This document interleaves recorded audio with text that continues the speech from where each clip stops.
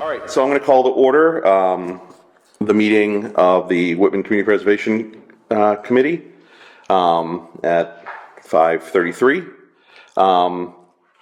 So I believe we're going to do the minutes first from our last couple of meetings. Obviously, for Lorna and Angela, they will be abstaining, but I think we can, John, can we still vote on those things if the members, Yeah, I think if we have a quorum, but the members are, two of the members are abstaining? you could just abstain. Okay. Yeah, that's fine. Okay, just want to check. Yeah. I'm not, Robert's rules of order and stuff. Okay, so we have the meeting minutes for April. I know, John, you sent It was fun, just an edit, and I noticed one. I think the June one. I think it says June 12th instead of June 4th. I think so. The date of the meeting I think is wrong, but otherwise that I didn't notice anything else. Does anyone else have any amendments or questions? Motion to approve. Okay, with those changes. All right. Second. All right. All in favor? Aye. Okay. So the next thing on the agenda is we talked about this at our June meeting. We are, for those listening at home, because this will be broadcast on WHCA at a later date. We have with us select board member Justin Evans, who is, I guess, our unofficial liaison for the board. But one of the things that he had brought up was the way that we have done our application process for projects is that we have had a pre-application. And the pre-application is due in mid-October. And the purpose of the pre-application is that because the Community Preservation Act has no governing body, right? There's no authority, like it's not like the Attorney General or anyone in the state government is responsible for it. The way that projects are determined eligible or not for CPA funds has been mainly through litigation. So there are certain things that are not allowed for CPA funds because someone used CPA funds at some point for it. I think the example that they gave that I thought was very instructive was, this is the Community Preservation Coalition gave, was one community, I can't remember which it was, used CPA funds to put AstroTurf down somewhere. Members of the community didn't like that there was AstroTurf put there. They went to court and it was, the judge ruled that it was not eligible. So it's kind of tricky it's kind of tricky to determine eligibility. So the way that we have done it as a committee is groups, organizations will submit a pre-application for their project with kind of some, maybe not a full application worth of information, but enough that we know that it's a serious application.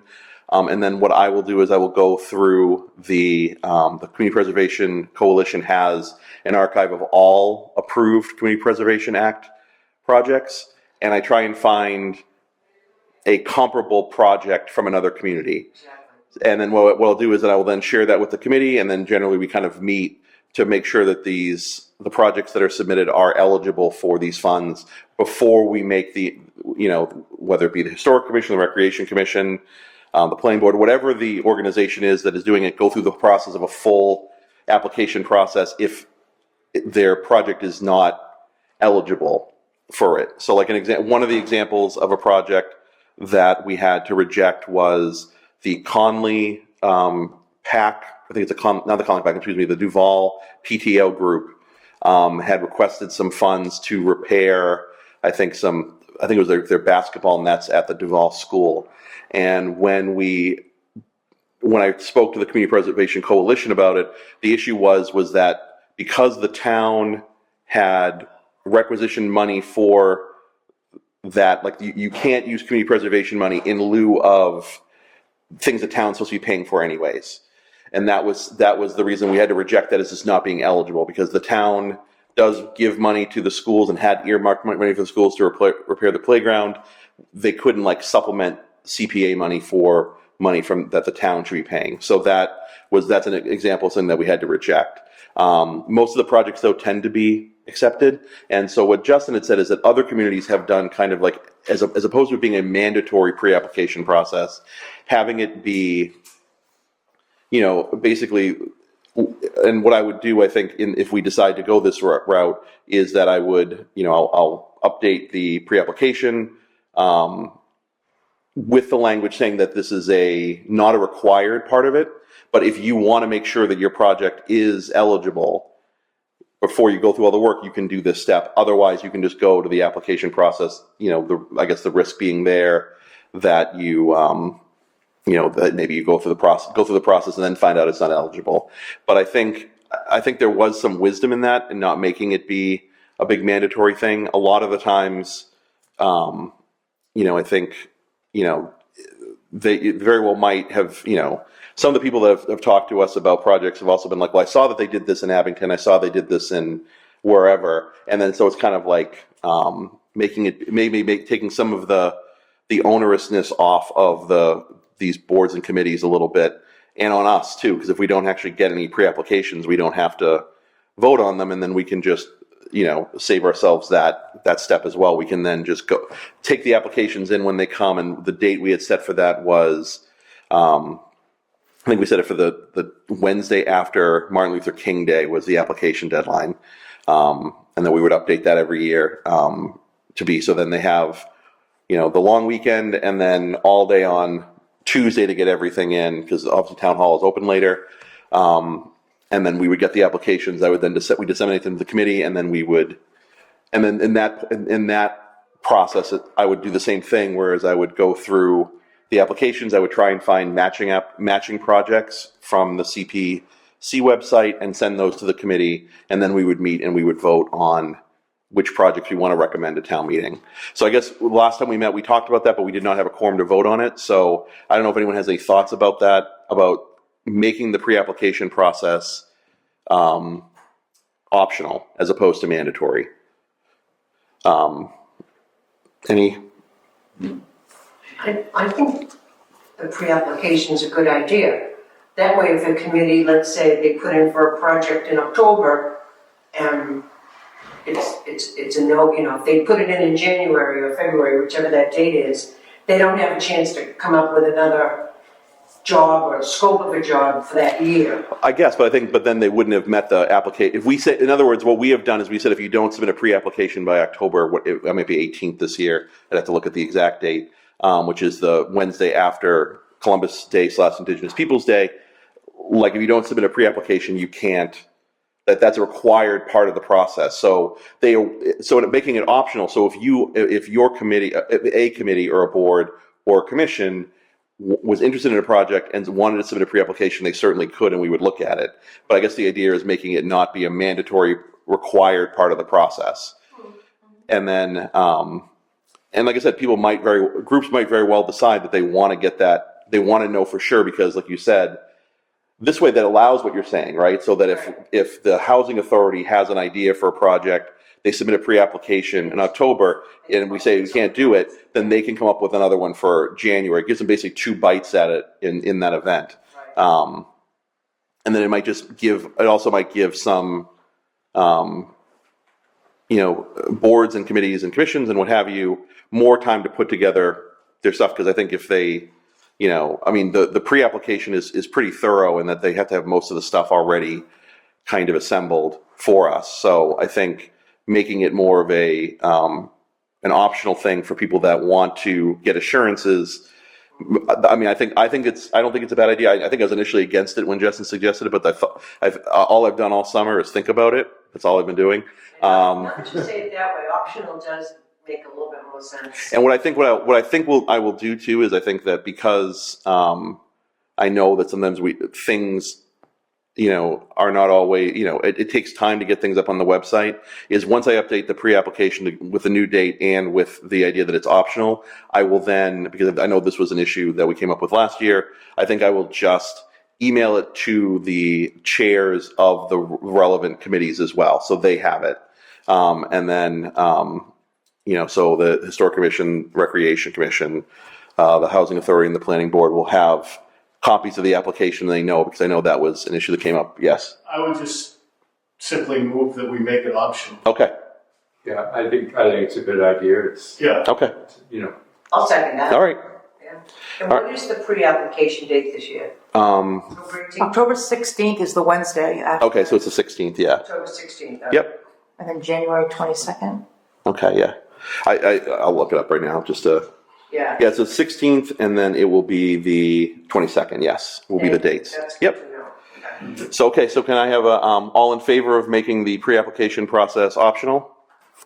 Aye, okay, any opposed? All right, none. All right, so that's the bit of business for today, and then the other bit of business is we need to do a reorganization vote. We were not able to do that in June, so, Richard. I move that we leave you, make you chairman. Okay, Mr. Goldrosen remains as vice chairman. Second, it, Did we have a clerk, or do we just decide whether we needed one? I don't know if we decided, I'll have to look back, I don't know if because we have Michelle, if we, as a recording secretary, if we needed a clerk, Probably not. Yeah. There isn't any legal reason. Yeah. Okay. so. All right, so I guess, any other nominations for chair and vice chair? Okay. All right, all in favor of John and I staying on board? I guess I'll say aye. Okay. All right, yes. Have the new members been sworn in by the clerk? Have they been Oh. appointed? Well, yes, I do. Yeah, I've been sworn by recreation. I did miss that. Do I? Yes. Yeah, you guys need to be sworn in by the clerk. I have. that's a good, As a Oh, member John of this, Swayman? okay, Member of this this committee, committee, okay, being sworn in for, you gotta be sworn in for every committee. Okay. you're on. get a little card probably. No, they don't do that anymore. No? I know, yeah. There are the cards. So, Yeah, you can make an appointment with Dawn. No, you can go anytime. Yeah, walk up there. Walk up Up there now. They've So opened when it you appoint with tonight. Don, you might never get, oh.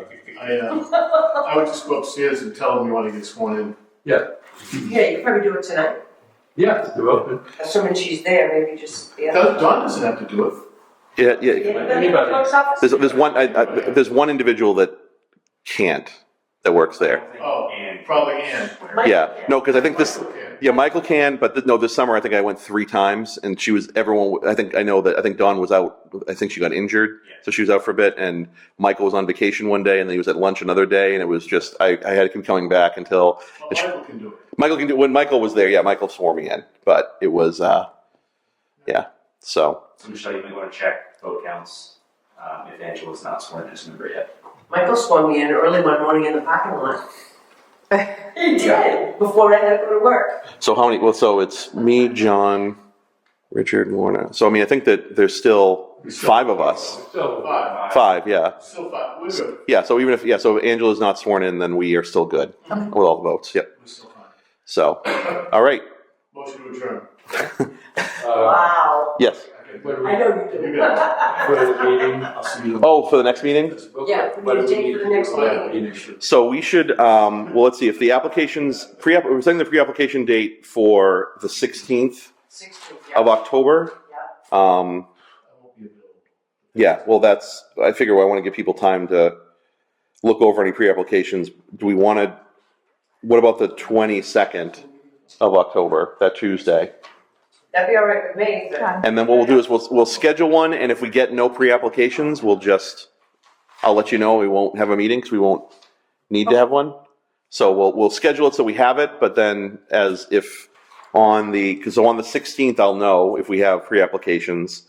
The 17th will be the date I would need to inform the town clerk's office of a meeting on the 22nd. So if we don't get any applications on the 16th, I will cancel the meeting, and then you guys can enjoy your autumnal Tuesday evening on the 22nd. All right, so we have a motion to adjourn from, question.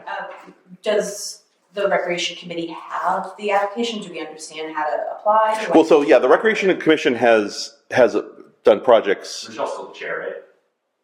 Of the recreation commission? Yes, but they specifically said that they October need to wear 22nd. Yeah, they haven't shared how to apply, so she knows, that's great. Yeah. So what I said I will do too is when I get I will adjust the pre-application and I'll email it to the Recreation Commission. They have a copy of it. I'll send it to so get up on the website, but that sometimes takes longer. So I want to make sure that people have the right amount of time to, So I would think within the week I'll have an email to all the relevant chairs with copies of the pre-application. I mean, I'm only the vice chair, but can you copy me on it? Yep. Bob? Oh yeah, I'll send it to everybody. Yeah, I can send it to everybody in this. Everyone. Yeah, and then and the chairs as well. So then they have them. But recreation has done projects with us before, so they know the process. Yeah, I don't even think, because the next meeting will be like a few days before this. Yeah. So if they're gonna fill something out, they'll do it without me. Okay, yeah. I don't know how. Well, yeah. Like I said, but this is also a benefit, I think, of having it be,